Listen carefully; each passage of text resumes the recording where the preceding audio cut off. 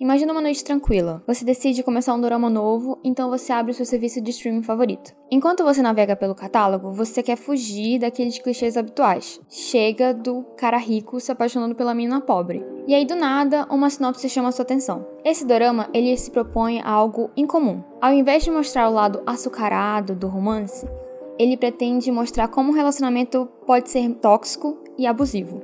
Ele quer mostrar algo mais realista. Essa é a proposta de Nevertheless.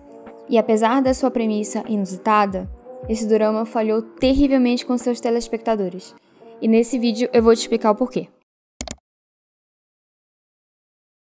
Olá pessoas, o meu nome é Kawana, sejam bem-vindos ao meu canal, o KaiBugs. Eu vou fazer uma coisa inédita por aqui, que é uma review de um dorama. Geralmente só tem 2 motivos pelos quais eu realmente me empenho em escrever um roteiro e ver o dorama mais de uma vez pra poder fazer anotações e tal e falar sobre ele. Bom, o primeiro motivo é se eu gostei muito de uma coisa e eu quero compartilhar ela. Ou 2, eu detestei e preciso falar o porquê eu detestei. E Nevertheless cai nessa segunda categoria. Então, sem mais delongas, vamos pro vídeo.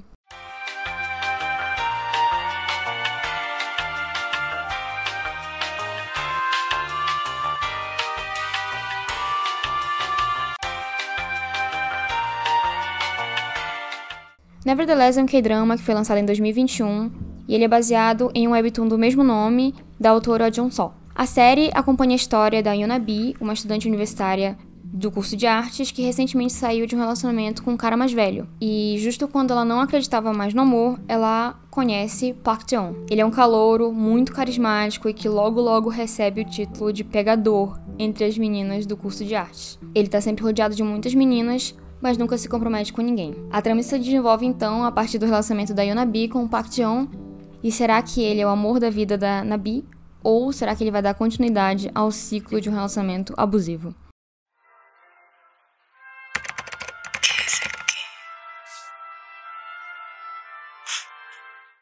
Logo no primeiro episódio, a série já nos mostra que a Yuna B tinha um relacionamento extremamente abusivo com seu ex-namorado. Algumas cenas ilustram como ele criticava tudo que ela fazia, inclusive detalhes bem simples, como decidir qual a cor que ela ia pintar a unha dela. Como é bem típico desses relacionamentos abusivos, as regras não funcionam por ambos os lados. A Nabi jamais podia criticar qualquer decisão que o namorado dela tomava. Pelo contrário, em uma cena do primeiro episódio, que eu acho que é uma cena bem icônica, quando a Nabi vai visitar uma exposição que o namorado dela estava fazendo e ele fez uma obra baseada nela, só que ao invés de ser uma coisa, né, que você pode considerar como uma homenagem, essa obra, ela era bastante... Era um pouco constrangedora, porque mostrava bastante o corpo dela, ele tinha baseado a obra no corpo dela, e ele ainda tinha associado o nome da obra com o nome dela, então todo mundo saberia que a obra foi baseada nela. E é claro que ela se sentiu muito constrangida e ela foi confrontar o namorado sobre isso, até porque se ele fosse fazer algo assim, que ele pelo menos tivesse consultado ela antes. E ele acaba levantando a voz, ficando violento e dizendo por que ela não consegue perceber além do exterior da obra e tentar ver o significado nela. Então a gente já pode ver que a comunicação entre eles, o relacionamento entre eles era bem conturbado. A Nabi sempre tentava justificar as atitudes do namorado como ele é uma pessoa muito séria, ele é mais velho do que eu, então se ele tá bravo é porque ele leva esse relacionamento muito a sério e geralmente é porque eu não tô levando a sério, então é por isso que ele é assim. Então a Nabi sempre usava essas desculpas pra tentar justificar os comportamentos abusivos do namorado. E aí tudo foi por água abaixo quando ela descobriu que esse seu namorado estava traindo ela com uma outra estudante do curso de artes. É com essa bagagem emocional que a Yuna B conhece Park Jeon.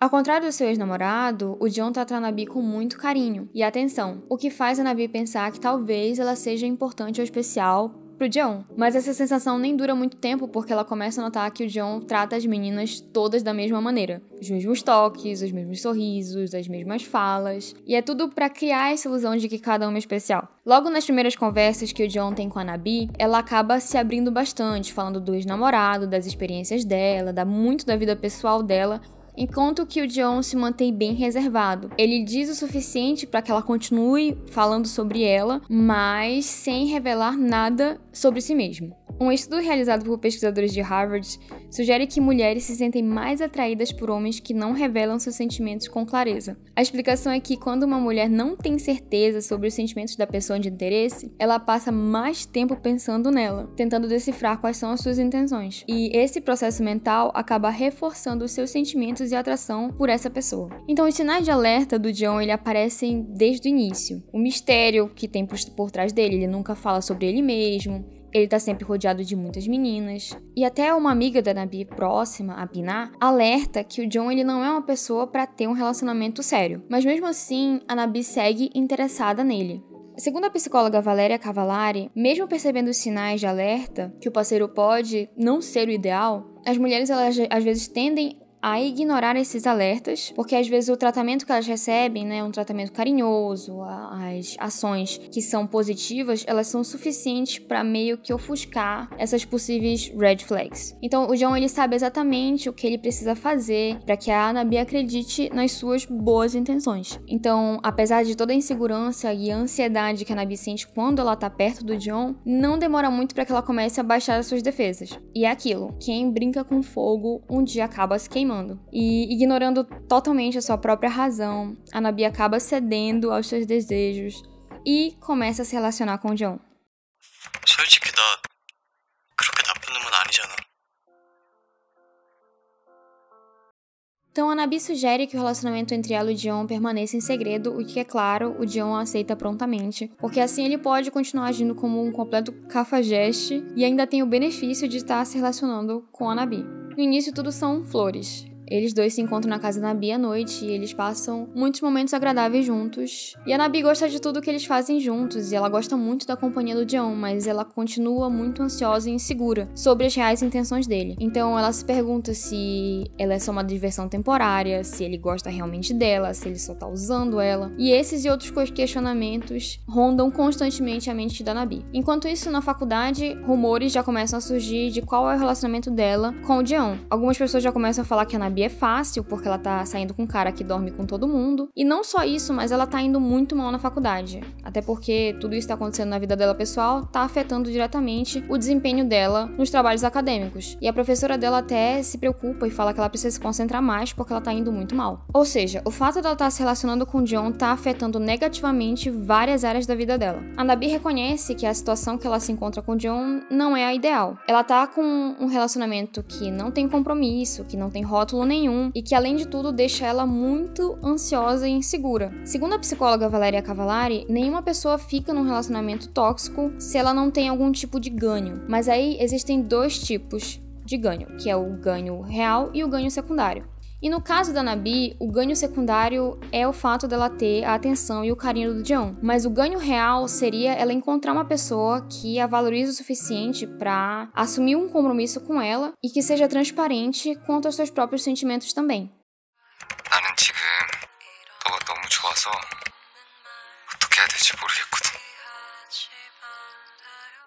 Em meio às idas e vindas, os altos e baixos do relacionamento da Nabi e do Jeon, ela acaba se reconectando com o amigo de infância dela, o Yeon Do-hyuk. Ele é o total oposto do Jeon. Ele nunca se envolveu romanticamente com ninguém, ele só teve um único amor que acabou não sendo bem sucedido. Ele é bem sincero sobre os seus sentimentos e as suas intenções, elas são claras desde o início. A gente começa a ver mais do Do-hyuk no drama quando a Nabi volta para sua cidade natal para esparecer. As coisas não estavam indo muito bem com o Jeon, é óbvio. A gota d'água para ela foi descobrir, através da ex dele, a Sora, que os dois estavam reatando o relacionamento. Então a Nabi decide passar um tempo com a sua tia na sua cidade natal e ela acaba descobrindo que o Do-hyuk também tá lá pra cuidar da pousada e do restaurante do avô. Eles eventualmente acabam se encontrando e aí eles passam um tempo juntos na praia. A conversa flui naturalmente entre os dois e o tópico de relacionamento acaba surgindo. E o Do-hyuk confessa pra Nabi que ele só não foi se despedir dela quando ela foi se mudar pra Seul porque ele achava que ela tinha um namorado. E na época, ela era o primeiro amor dele. Então ele achou que seria rejeitado e acabou não se despedindo dela.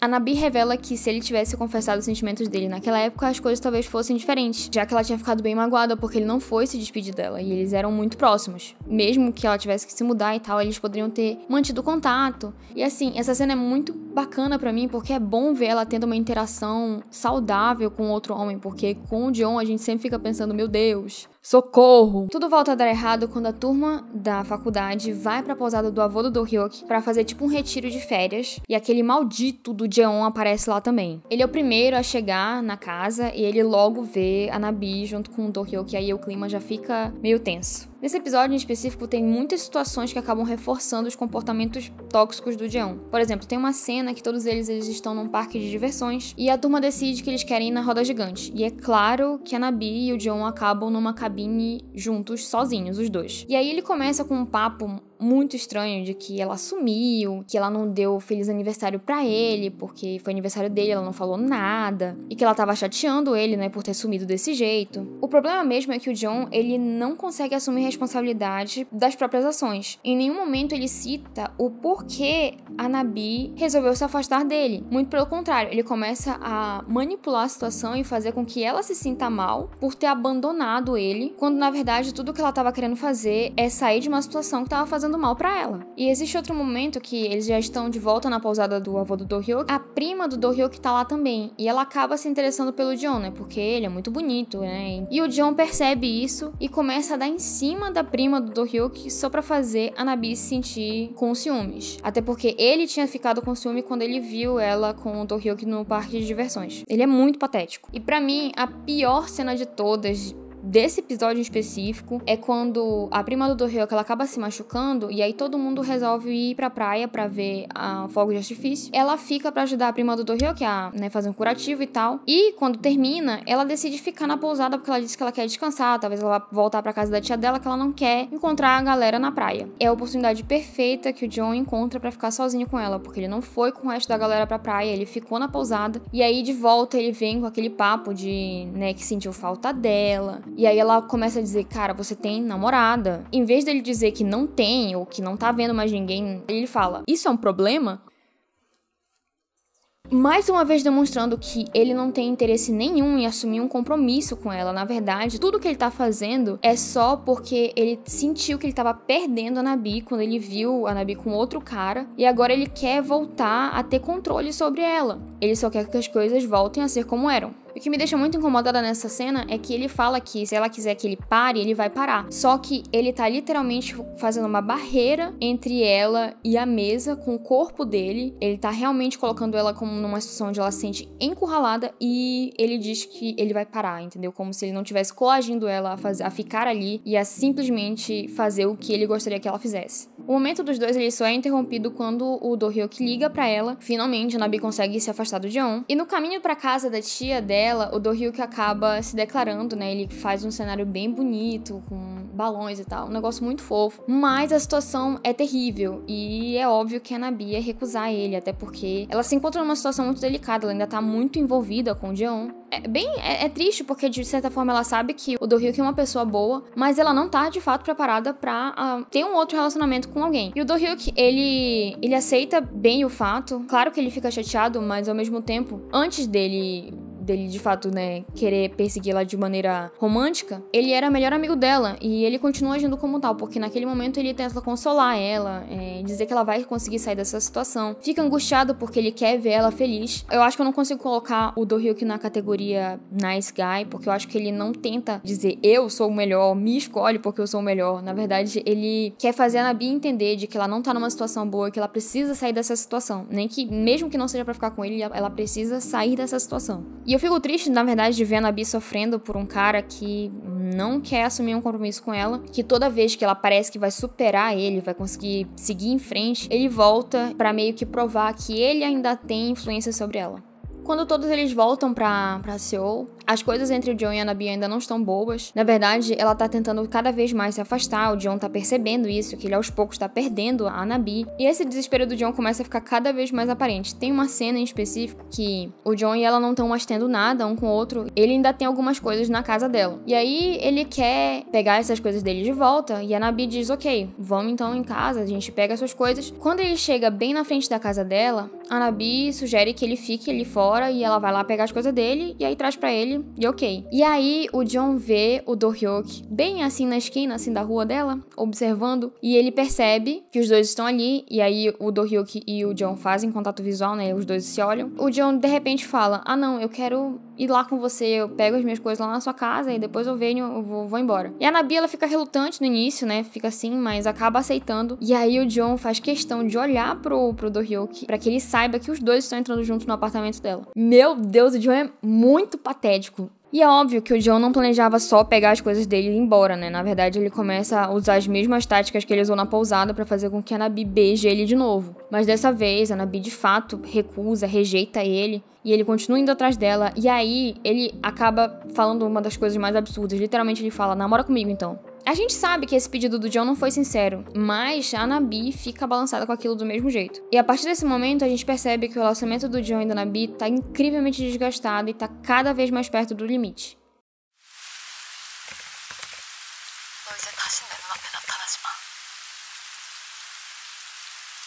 O Do-hyuk tá cada vez mais preocupado com a Nabi. E um dia, ele encontra o John entrando num café com uma outra garota, que a gente sabe que é a Sora. E pro Do-hyuk isso é mais um indício de que o John não tá levando a Nabi a sério. Mais tarde, naquele mesmo dia, o Do-hyuk encontra com a Nabi pra entregar pra ela um álbum de fotos, das fotos que ele tinha tirado dela durante a visita dela à sua cidade natal. Ele acaba revelando que ele viu a Nabi e o John entrando no apartamento dela. E antes que a Nabi possa explicar alguma coisa, o Do-hyuk interrompe ela e questiona se alguma vez ela sentiu que o John de fato tinha sentimentos verdadeiros por ela. Enquanto a Nabi caminha de volta pra casa, ela fica pensando no questionamento do Do-hyuk. Assim que ela chega em frente à sua casa, ela percebe que o John tá sentado nas escadas em frente ao seu apartamento, totalmente encharcado da chuva. E é aqui, meus amigos, que a gente tem a melhor cena desse drama inteiro. Os dois começam a discutir e o John pergunta se o Do-hyuk ainda gostava dela, mesmo sabendo que os dois entraram no apartamento dela. E a Nabi fica em choque de que ele sabia que o Do-hyuk tava lá. E ela começa a juntar as peças e percebeu por que ele pediu ela em namoro naquele dia. E aí ele até pergunta, mas não era isso que você queria ouvir? Mais uma vez provando de que ele não tava sendo sincero sobre o pedido dele de namoro. Na verdade, ele só percebeu que ele tava totalmente perdendo ela. E era uma tentativa desesperada de ter ela de volta. E não porque ele queria assumir um compromisso com ela.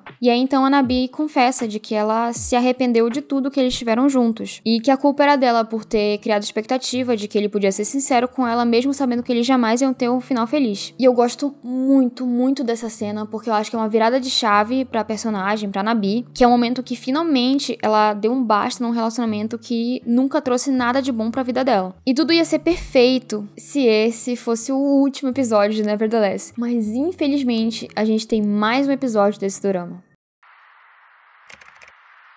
날 행복하게 해줄 사람은 아니라는 거 확실해.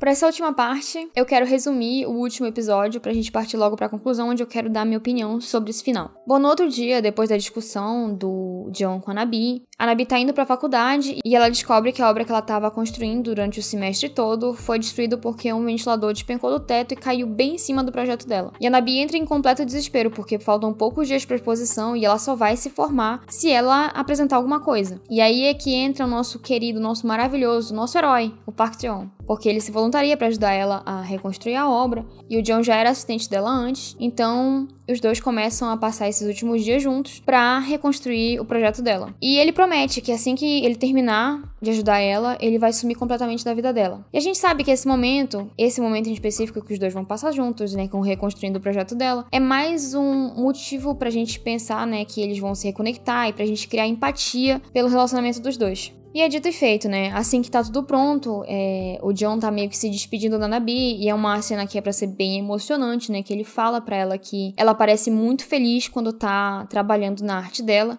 e que é quando ela fica mais bonita. E ele fala isso literalmente quase chorando, e a Nabi também tá quase chorando, o que é só pra gente, né, criar essa empatia pelo personagem, sabe? paciência, sabe? Paciência, porque eu tenho empatia pelo John, sinceramente, depois de tudo que ele fez. Não. Enfim. No dia da exposição, a Nabi fica o tempo inteiro procurando pelo Jeon. Na verdade, quem aparece é o Do-hyuk com um buquê de flores maravilhoso. Ele parabeniza ela pela obra e ele acaba também aproveitando a oportunidade para mais uma vez reforçar os sentimentos que ele tem por ela. Aí vem uma cena que eu acho extremamente tenebrosa. Ela é muito triste. Ela rejeita o Do-hyuk e fala que ela ainda gosta do Jeon e que ela sabe que ele é uma pessoa que não vai fazer ela feliz. E o que mais me machuca nessa cena não é nem o fato de ela não aceitar o Do-hyuk, entendeu? Eu não me importo tanto. O que mais me machuca é o fato de saber que ela tá escolhendo alguém que ela sabe que vai fazer mal pra ela. Bom, e depois disso, a Nabi acaba encontrando, né, o Jeon e os dois conversam. Ela fala que ela quer um relacionamento com ele, que ela sabe que vai se arrepender, mas é ele que ela tá escolhendo. E o drama termina com os dois tendo um encontro. E antes deles se encontrarem, na verdade tem uma cena específica que ele rejeita duas meninas que param ele na rua, pedindo o telefone dele. E ele fala, enquanto ele olha pra Nabi no outro lado da rua, que ele já tem namorada. E aí os dois se encontram, andam de mãos dadas. E não só isso. A Nabi vê o Do-hyuk em um date, aparentemente. A gente não tem muita certeza porque não dá pra ver com quem ele tá conversando, mas é aparentemente um date. E a câmera aparece mostrando a mão dela com o Jeon e ela finge que vai, soltar a mão dele. E eu não sei bem o que isso significa, sinceramente. Mas, de qualquer maneira, os dois voltam a segurar a mão e o dorama termina com a gente vendo eles caminhando pela rua. E é isso. É assim que acaba Nevertheless.